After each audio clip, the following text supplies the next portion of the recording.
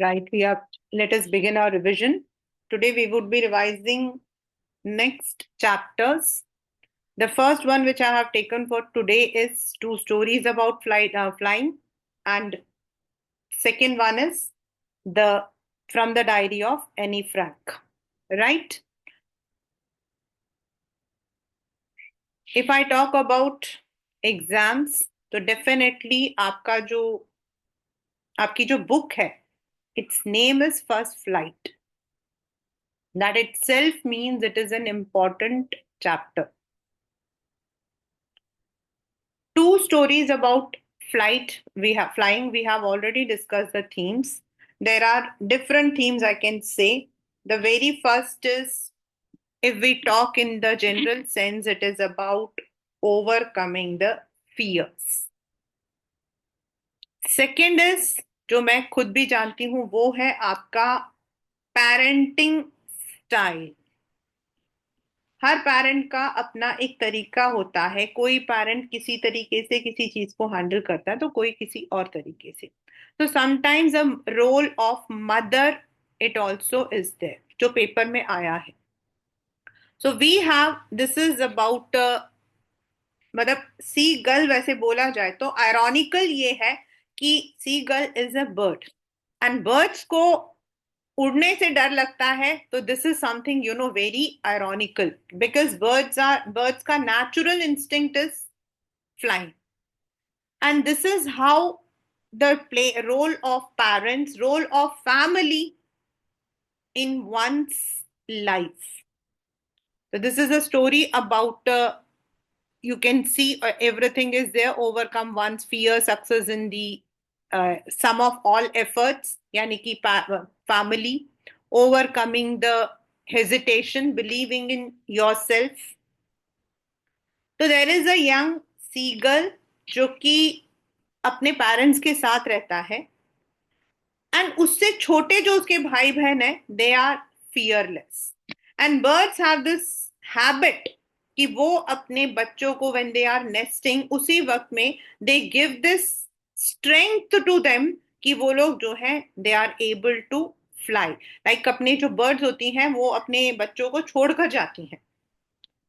उसके बाद the moment they start, उनको जो है उनके विंग्स आने शुरू होते हैं, तो मदर उनको मतलब उड़ाना सिखाती है. तो that's a natural instinct in them. लेकिन ये जो यंग सीगल है, he is not able to fly. Why? अब आपका 2 मार्कर 3 मार्कर क्वेश्चन, मतलब जो आपके पहले पढ़े थे theme, they may be a long question, लेकिन ये वाला आपका 3 मार्कर क्वेश्चन. ऐसा वो क्यों सोचता है? क्योंकि उसको लगता है कि the moment he is going to fly, he would fall down, और उसके जो विंग्स हैं वो सपोर्ट नहीं करेंगे, and he may fall off the cliff. जो ऊंचाई है, चट्टान की ऊंचाई, वहां से वो गिर जाएगा चट्टान के कोने से, and into the water. And therefore he does not even try. वो मतलब उस चीज को वो ट्राई भी नहीं करता है. लेटर व्हाट हैपेंस इज, उसकी जो फैमिली होती है वो तो दूसरी तरफ चली जाती है. The parents are now bothered. वो पहले इसको बुलाते हैं, डांट भी लगाते हैं. नाउ यहाँ पर एक छोटा सा क्वेश्चन आता है कि इज इट वर्थ. जो पेरेंट्स ने उसको डांटा था, तो पेरेंट्स अपने तरीके से, हर तरीके से कोशिश करते हैं. So this is the effort the parents put, मतलब वो उसको कडल करते हैं, कंसोल करते हैं, उसको डांट लगाते हैं. But this seagull is stubborn, जिद पे अड़ा हुआ है, and he is just resting under the, वो जो है एक चट्टान के नीचे, रॉक के नीचे आराम से रेस्ट कर रहा है. But at the same time he is also having hungry, he is also hungry, भूख भी लग रही है. यहां क्वेश्चन आपके आता है, हंगर जो है वो एक ड्राइविंग फोर्स है. हर एक कंसेप्ट में इस चैप्टर से पेपर में क्वेश्चन आने के पूरे चांसेस हैं. Class 10, hunger of course it drives you to do anything. भूख हमसे कुछ भी करवा लेती है. ऑन अ लाइटर टोन, लोग चक्कू भी उठा लेते हैं। That is because one can not star.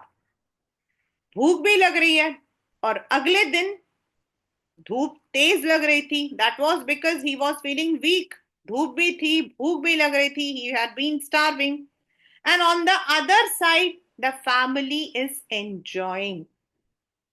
The father is getting his wings ready. आपके उसमें आरटीसी में आता है running. He is getting the wings ready.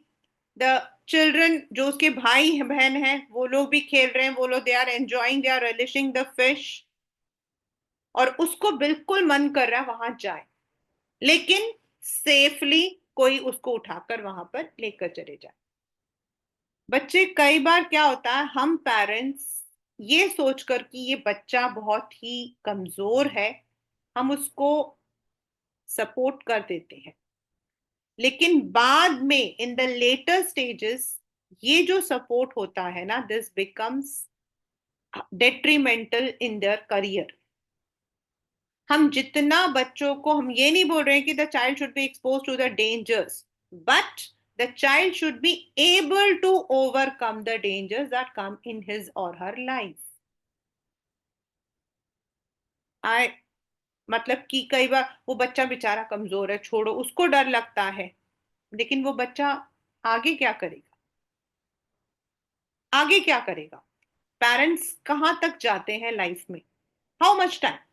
They can not go in everywhere ना। कॉलेज में तो नहीं आएंगे आपके पास, जहां आप नौकरी कर रहे हो वहां तो नहीं आएंगे।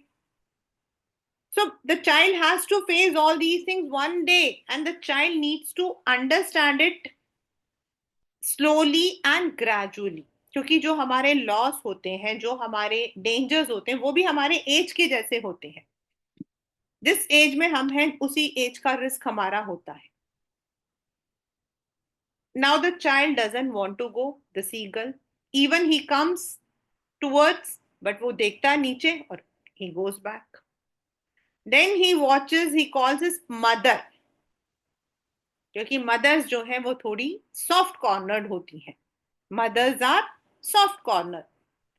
एंड उसकी जो मदर है उसकी आवाज को रेसिप्रोकेट करती है, acknowledges, and she comes with a fish.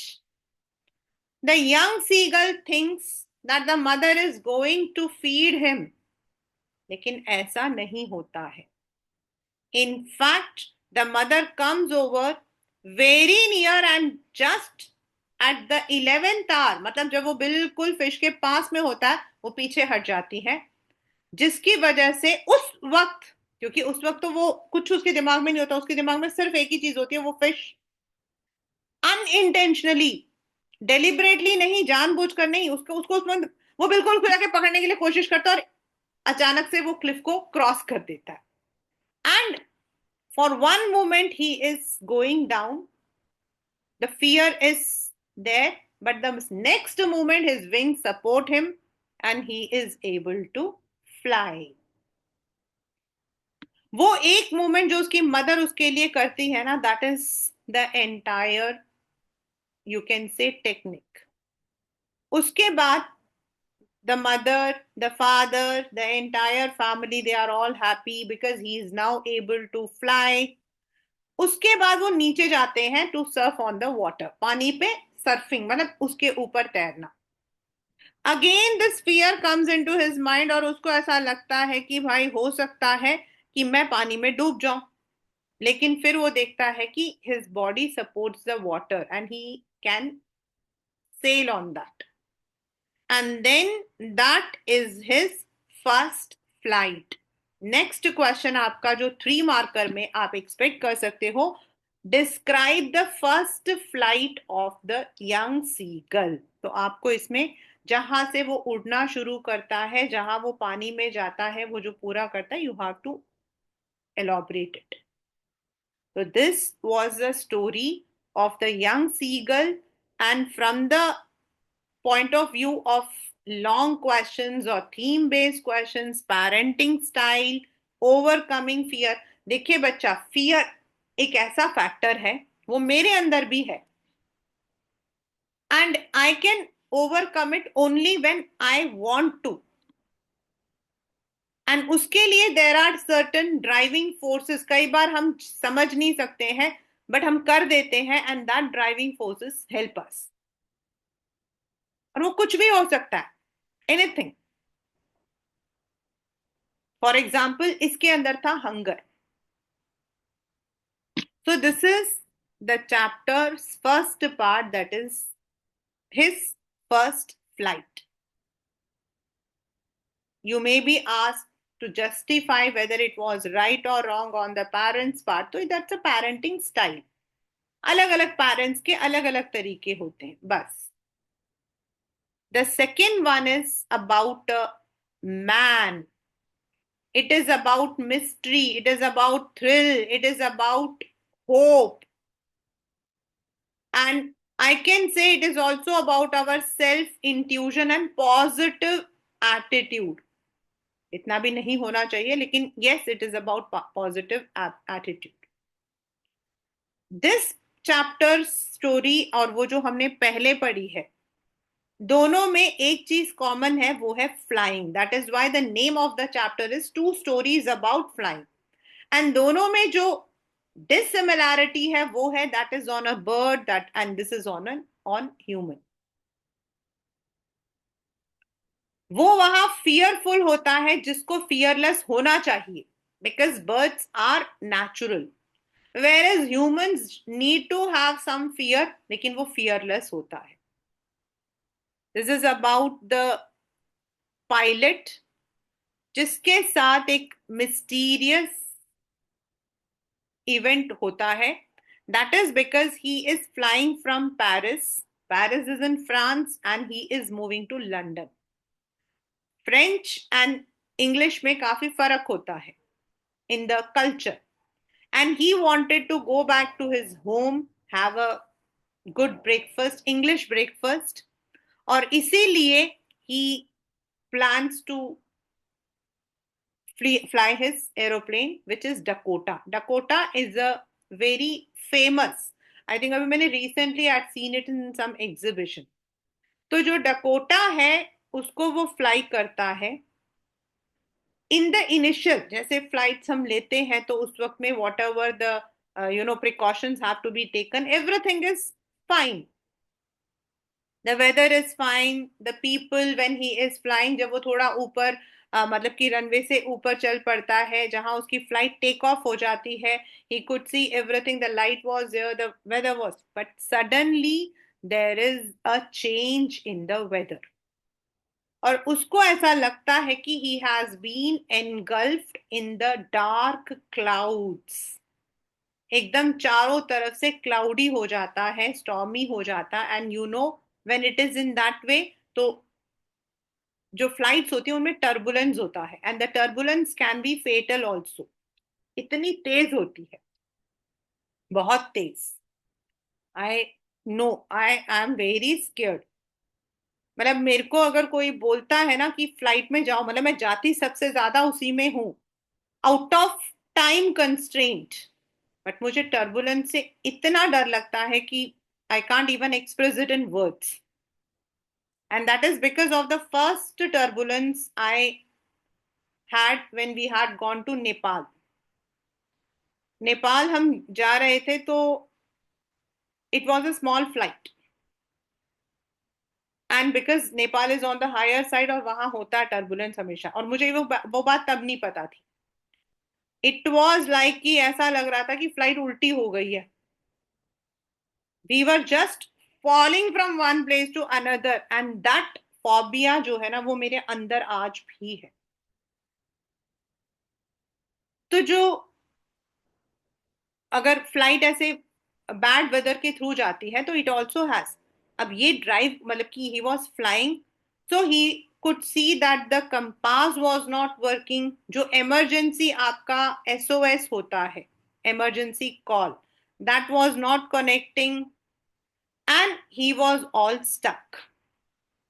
क्योंकि वो पहले सोच रहा था कि वो जाएगा वापस, लेकिन वो वापस भी नहीं जा सकता था क्योंकि फ्यूल भी कम था। So he was having no other option. उसने पहले वो रिस्क ले लिया था, पेपर में क्वेश्चन आता आई टेक द रिस्क, तो वो what is the risk about of flying through the clouds. लेकिन जब वो रिस्क ले लेता है तो इट बिकम्स रिस्कियर, ज्यादा रिस्क हो जाता है। अब उसको कुछ समझ नहीं आता है, लेकिन उस वक्त में समथिंग लाइक अ मैजिक और something a mystery, he envisages there is one more plane along with him। हालांकि ऐसे प्लेन्स कभी साथ में चलते नहीं है, इट्स नॉट अ वो मतलब रूट में कभी ऐसा नहीं होता, लेकिन उसको ऐसा लगता है। And it also looks as if that particular plane was guiding this man, वो इसको गाइड कर रही है। ये एक छोटे बच्चे की तरह, बिकॉज ही वॉज, चाहे वो रिस्क ले रहा था, लेकिन like an obedient child he just follows that.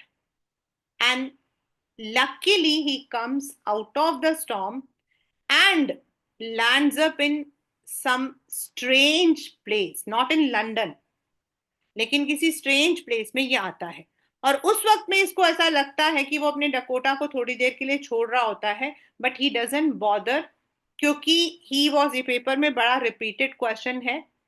He reaches the मतलब कि अंदर कंट्रोल रूम जाता है, and he just wanted to thank that other pilot, क्योंकि उस वक्त में वो वहां पायलट नहीं था, तो वो सोचता है कि I should take the help of the control system.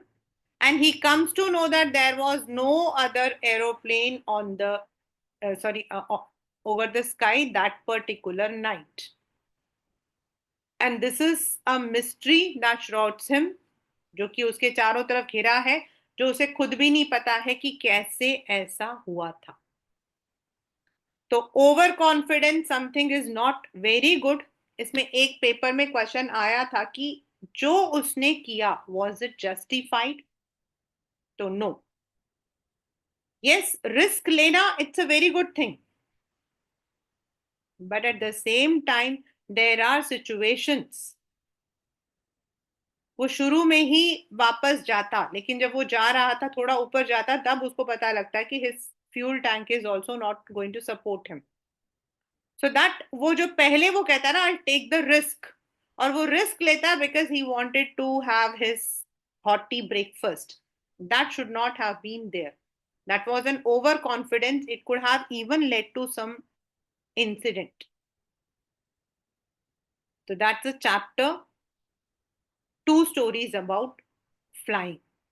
पहला हमारा his first flies and second one is a black aeroplane. And the black aeroplane is also about thrill, about adventure, about mystery, because there was no other plane on the radar। लेकिन इसको वो pilot, उस pilot का जो मतलब कि light सब कुछ दिखता है, तो that may B N intuition. Paper में आता है कि वो क्या हो सकता है दैट वाज एन इंट्यूशन, उसका एक पॉजिटिव इंट्यूशन था, तो उसको ऐसा दिख रहा था। That's the second part of the chapter, two stories about flying, right?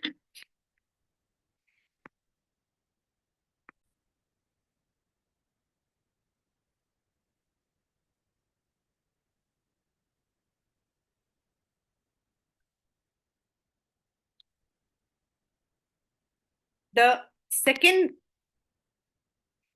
part is the diary, from the diary of Annie Frank।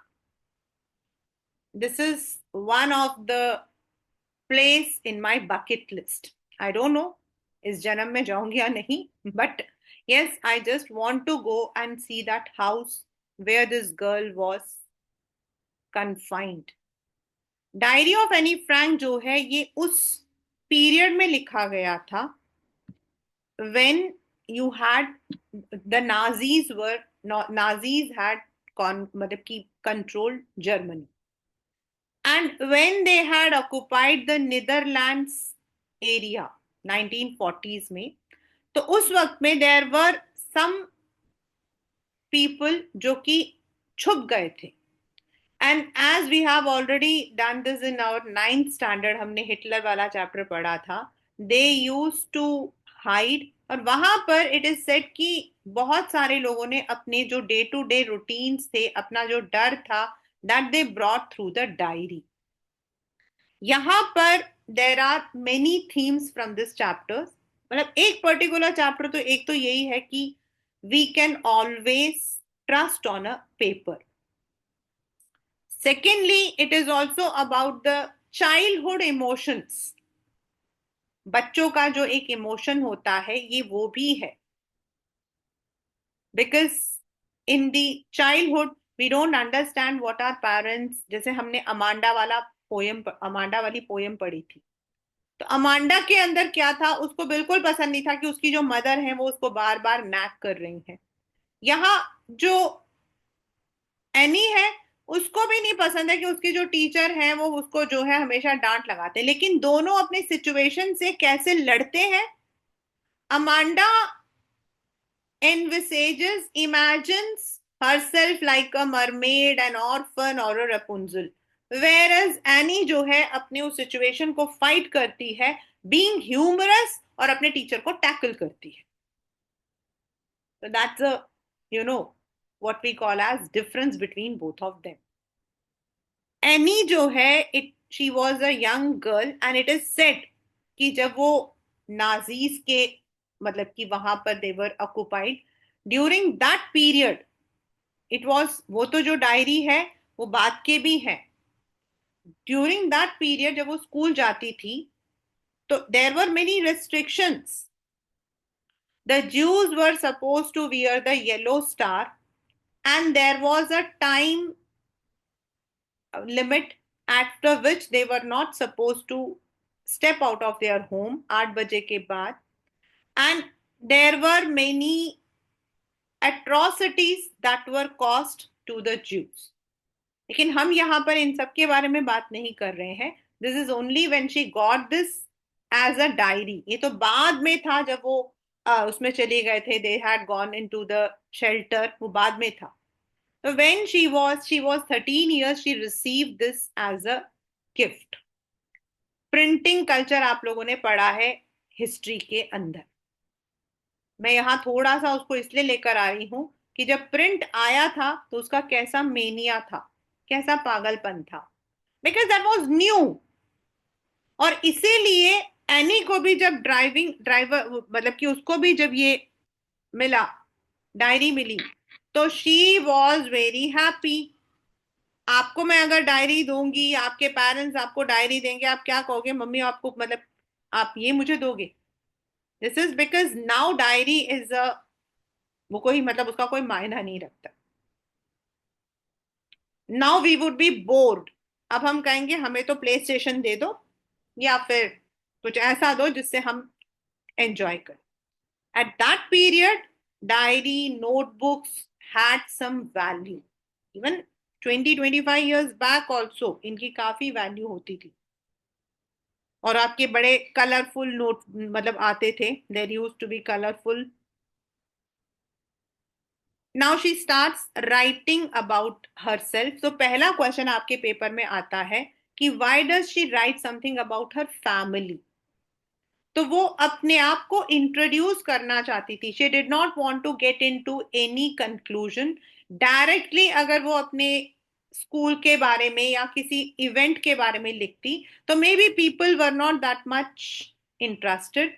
She wanted to give some intro. Secondly, the second thing is that वो जो है, she did not, उसको ये भी लग रहा था कि she will not be able to share this diary with anyone. उसको लगता था there are two reasons. One is there might be people who may not like to read her diary, पहला. And secondly, she will not also be sharing it with anyone. ऐसा उसने सोचा था. अब उसने अपनी उस डायरी के अंदर अपने स्कूल लाइफ के बारे में लिखा है.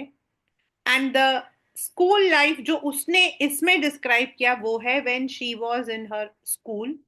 तो रिजल्ट्स आने थे एंड जैसे स्पेकुलेशंस होते हैं स्कूल के अंदर, बच्चों में एक एक्साइटमेंट होती है. तो दैट एक्साइटमेंट वाज देयर.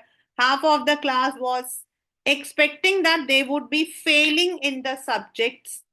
और इसको लग रहा था कि मे बी शी इज, मतलब इसको जो है मैथ्स में हो सकता है कि इसको मार्क्स कम मिले, और as other subject she was okay, she was good. तो ये मतलब कि सेकंड था. And all the children were betting on each other कि तुम पास हो जाओगे, मैं नहीं हूं. That was how they were all anticipating.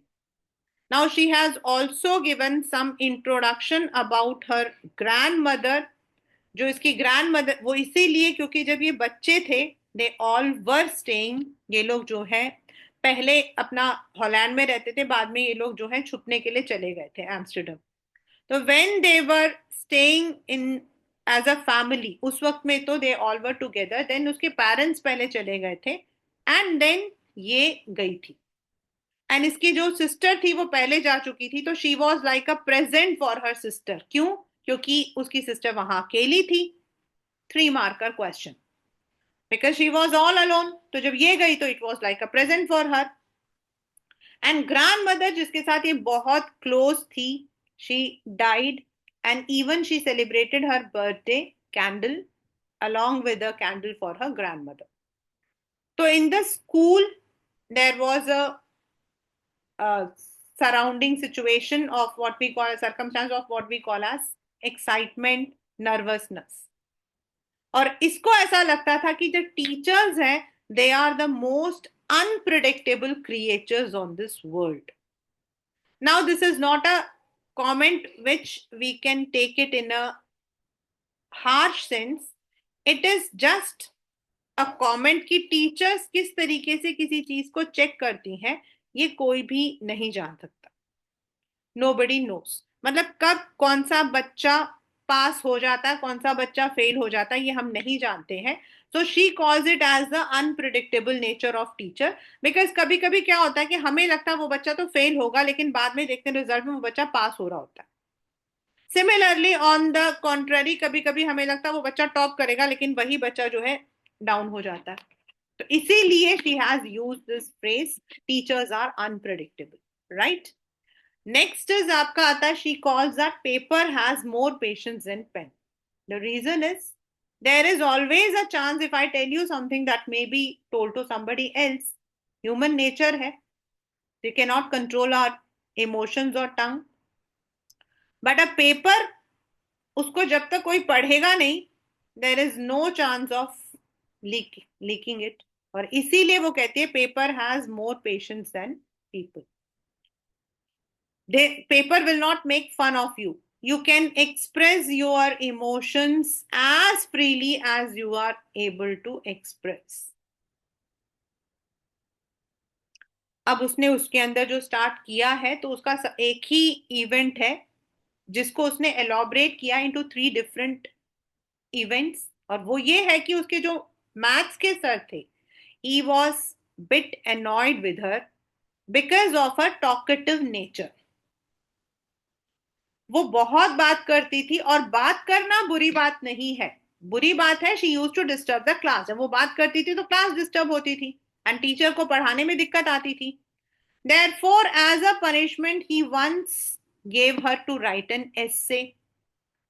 अब वो उस दिन तो उसने सिर्फ नोट कर लिया था और इवनिंग में बाकी काम के बाद उसने ऐसे लिख दिया. And in her essay she convinced her talkative nature. Paper का 3 मार्कर क्वेश्चन.